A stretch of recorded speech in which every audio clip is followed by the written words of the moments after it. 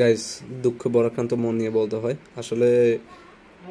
অনেক দিন ধরেই শুনতেছি যে ফেসবুকে খুব একটা তোলপাড় চলতেছে একটা ভাইরাল তরমুজওয়ালা ভাইকে নিয়ে।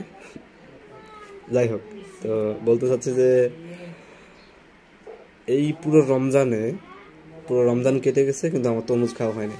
তার কারণ একটাই, ওই যে ওই কিরে মধু মধু, আমার ওই মধু চাই ভাই, একটা মধু লাগবে, ঠিক আছে?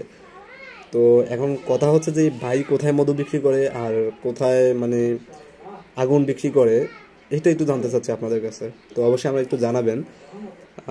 কারণ আমি ওই মধু খাওয়ার জন্য, ওই আগুন খাওয়ার জন্য এখন অব্দি তরমুজ কিনি নেই এই রমজানে। অথচ প্রতি রমজানে আমাদের অনেকগুলো করে তরমুজ মোটামুটি খাওয়া হয়, কিন্তু এবার ওই মধু খাওয়ার জন্য, ওই আগুন খাওয়ার জন্য এখন তরমুজ খাইনি। ঠিক আছে, তো এখন কথা হচ্ছে, আপনাদের কাছে আমার প্রশ্ন হচ্ছে যে ভাই কোথায় মধু বিক্রি করে, আমাকে অবশ্যই একটু জানাবেন। আমার অনেক স্বপ্ন, অনেক আশা, একটা মধু নিয়ে আসবো বাই থেকে, একটা আগুন নিয়ে আসবো, এনে তারপর খাবো, দেখাবো সবাই, ঠিক আছে?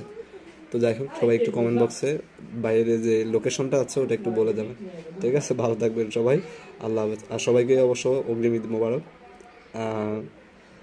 আজকে যেহেতু শেষ জুম্মা, জুম্মা মোবারকবাদ। আল্লাহ হাফেজ, বাই।